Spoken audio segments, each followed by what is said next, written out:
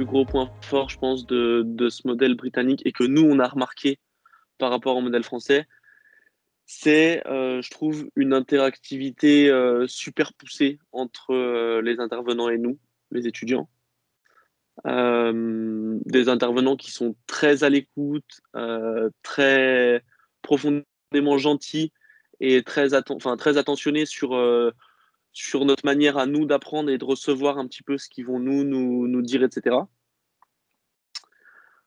Beaucoup de travail en équipe, beaucoup de travaux de groupe, beaucoup de workshops. Alors pour le coup, là, ça s'est fait à distance, mais quand même, ben voilà, ils utilisent plein de petits outils et fonctionnalités qui vont nous permettre de travailler en groupe et pour que ça se passe le mieux possible. Donc ça, c'était plutôt cool.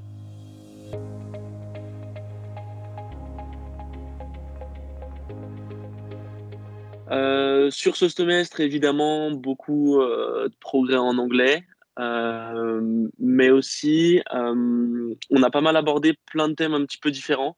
Par exemple, on a fait, moi qui suis plus côté stratégie, on a fait pas mal de création. On a fait aussi un petit peu de finance, un petit peu de start-up, d'entrepreneuriat.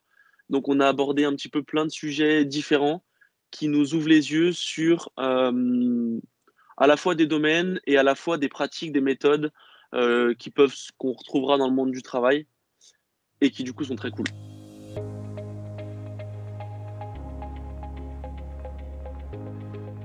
Et pour le coup, en plus, ils étaient très intéressants ces cours parce que, enfin, c'était de l'anglais pur, on va dire, mais ils l'abordaient d'une manière cool.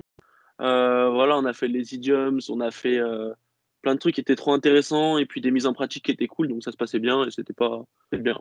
Je me souviens très bien au début, bah, on n'ose pas trop et puis finalement on se dit, enfin, c'est ce que je me suis dit. Je me suis dit, écoute, Alex, t'as que 3 mois et demi, 4 mois. Si tu te lances pas tout de suite et que tu participes pas, c'est mort, quoi. Là, pour le coup, tu risques de progresser niveau zéro. Donc c'était cool de se lancer. Et c'est vrai que la barrière était peut-être plus fine vu que c'est du distanciel.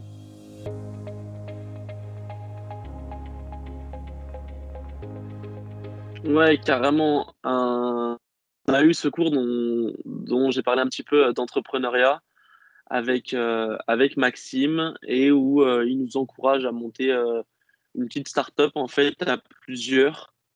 On est regroupé par centre d'intérêt et j'adore le sport et ça fait un moment que je réfléchissais à ça, mais je m'étais dit j'attendrai d'avoir 10 ans d'expérience dans une grande entreprise pour monter ma start-up après.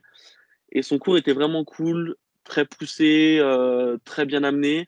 Et du coup, et ben, je me lance aujourd'hui. Enfin, je commence avec deux amis à monter cette startup dans le domaine B2B et sport. Donc, trop cool.